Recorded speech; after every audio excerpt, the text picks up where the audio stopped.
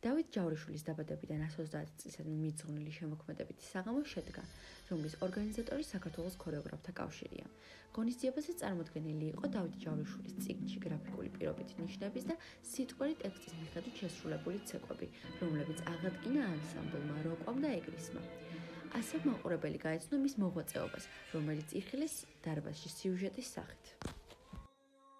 ჩვენ ვნახეთ ხუთი ცეკვა, რომელიც აღადგინეს ანსამბლმა როკვამ და ანსამბლმა ეგრისმა.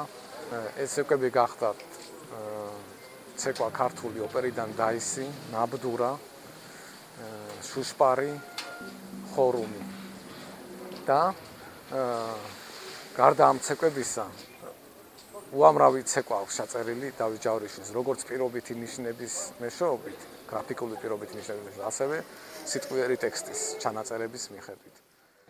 ღონისძიებაზე დაჯილდოვდნენ თეატრისა და კინოს უნივერსიტეტის სტუდენტები, რომლებმაც მონაწილეობა მიიღეს სტუდენტურ სამეცნიერო კონფერენციაში.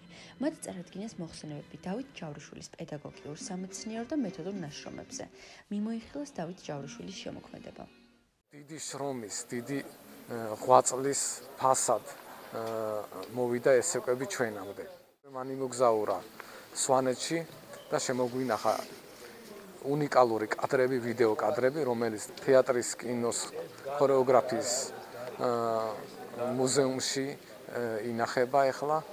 ფაქტიურად ეს არის უნიკალური კადრები, რომელიც კიდევ ერთხელ ადასტურებს ქართული ცეკვის ორიგინალობას, ქართული ცეკვის უნივერსალობას, რითაც ჩვენ გამოვიჩევით მსოფლიო ქორეოგრაფიის მასშტაბით. ასევე ღონისძიებაში მონაწილეობა მიიღო ანსამბლმა ხელგაშრილა, რომელმაც წარადგინეს აჭარული დამახასიათებელი ცეკვა.